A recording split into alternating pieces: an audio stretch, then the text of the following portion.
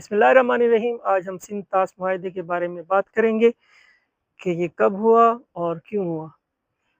1948 में पाकिस्तान का पानी जो था इंडिया ने रोक लिया था, क्योंकि जो भी दरिया पंजाब में बहते थे वो सब इंडिया से होकर आते थे। तो 1948 में पानी रोकने की वजह से पाकिस्तान को बहुत बड़ा नुकसान हुआ, उनकी ज़राअत शदीद मुतासिर हुई।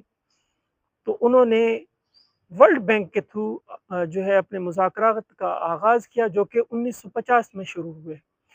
10 साल के एक लंबे अरसे के बाद जो है वो वर्ल्ड बैंक गारंटर बना और एक ट्रीटी हुआ, एक मुआहदा हुआ जिस पे दोनों ममालिक ने साइन किए। उस टाइम के जो भी वज़ीर आज़म या हेड ऑफ स्टेट्स थे, हेड ऑफ कंट्री थे, उन्होंने आपस में साइन किए।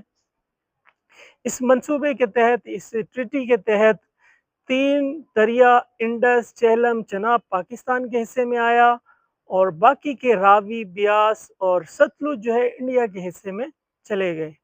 ये दुनिया का सबसे तवील मुआहदा था जो कि अभी तक चल रहा था। हाल ही में इसे मुअत्तल कर दिया गया है इंडिया की जानिब से, और ये केस दोबारा वर्ल्ड बैंक में गया, लेकिन वर्ल्ड बैंक ने जो फैसला सुनाया उसके मुताबिक ये इंडिया जो है अकेला इस मुआहदे को मुअत्तल नहीं कर सकता जब तक कि पाकिस्तान अपनी तरफ से मुअत्तल ना करे। इस मुआहदे का जो गारंटर था वो वर्ल्ड बैंक था।